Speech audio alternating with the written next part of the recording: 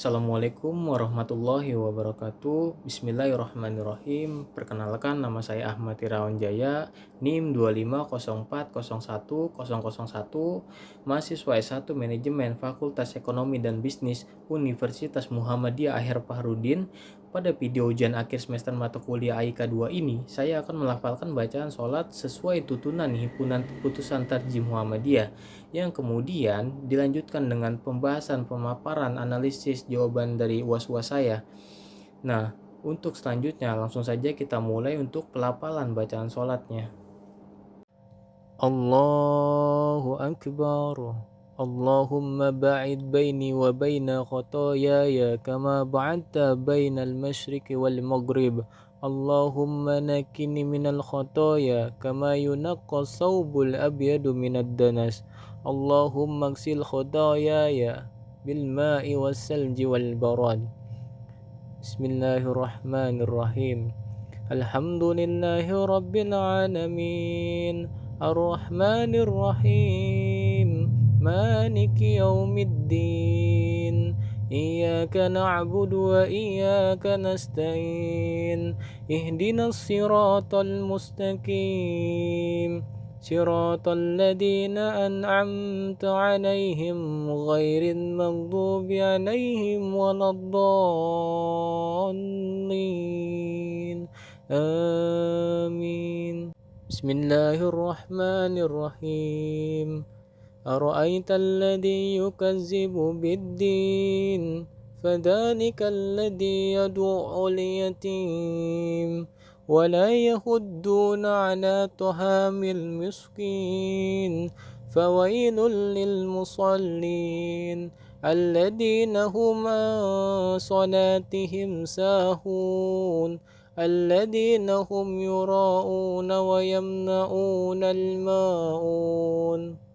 Allahu Akbar. Subhanakallahumma rabbana wa bihamdika Allahumma gfirli.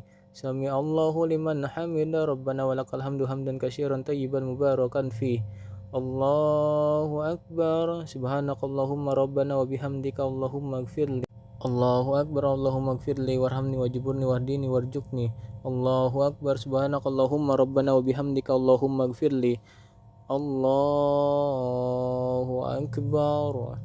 Bismillahirrahmanirrahim. Alhamdulillahi rabbil alamin. Ar-Rahmanir Rahim. Maliki yaumiddin. Iyyaka na'budu wa iyyaka nasta'in. Ihdinas siratal mustaqim. Siratal ladzina an'amta 'alaihim ghairil maghdubi 'alaihim waladdallin. Amin. Bismillahirrahmanirrahim. Alam tara kaifa fa'ala rabbuka bi ashabil fil. Alam yaj'al kaydahum fi tadlil wa arsala 'alaihim tayran ababil tarmihim bihijaratin min sijil faj'alahum ka'asfin ma'kul. Allahu Akbar. Subhanakallahumma rabbana wa bihamdika Allahumma ighfirli. Sami Allahu liman hamid rabbana walakal hamdu hamdan katsiran tayyiban mubarakan fi. Allahu Akbar. Subhanakallahumma rabbana wa bihamdika Allahumma ighfirli. Allahu Akbar. Allahumma gfirli warhamni wajburni wahdini warjukni. Allahu Akbar. Subhanakallahumma rabbana wa bihamdika Allahumma gfirli. Allahu Akbar.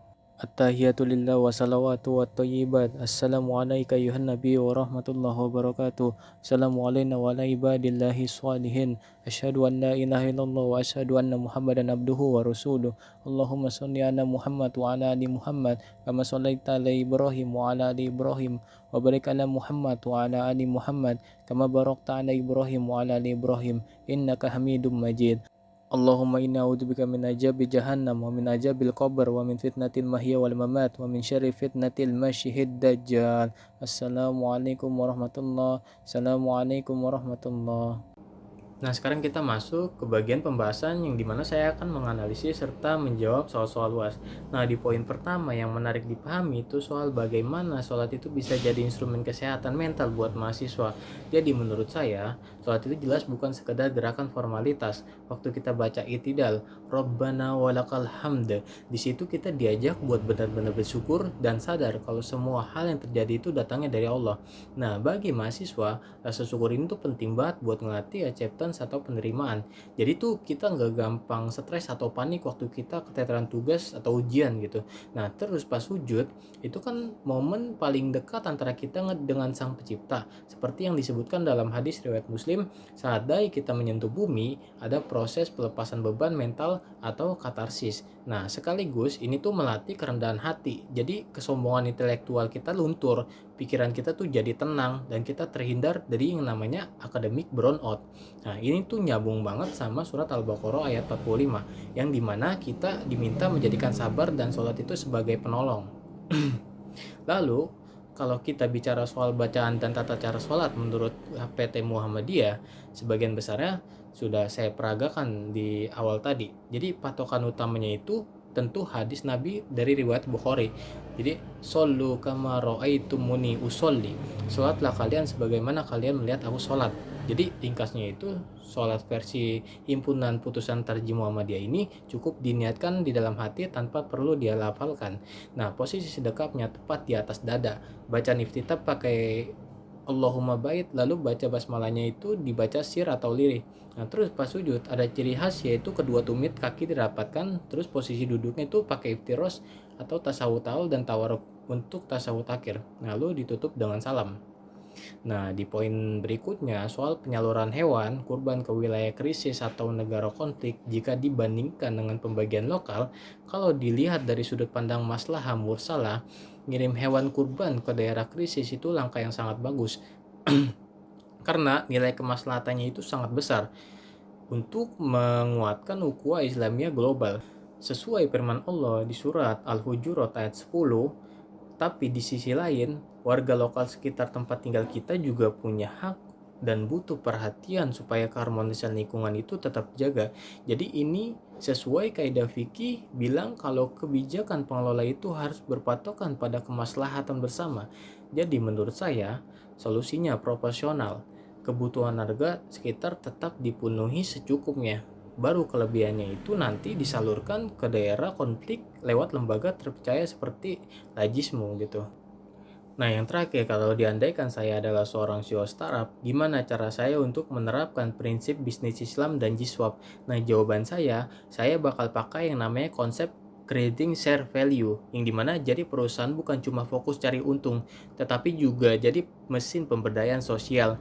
Nah prinsip ini sangat sejalan sama surah Al-Hasyr ayat 7, yang dimana Allah mengingatkan supaya harta itu jangan cuma muter di lingkungan orang kaya aja.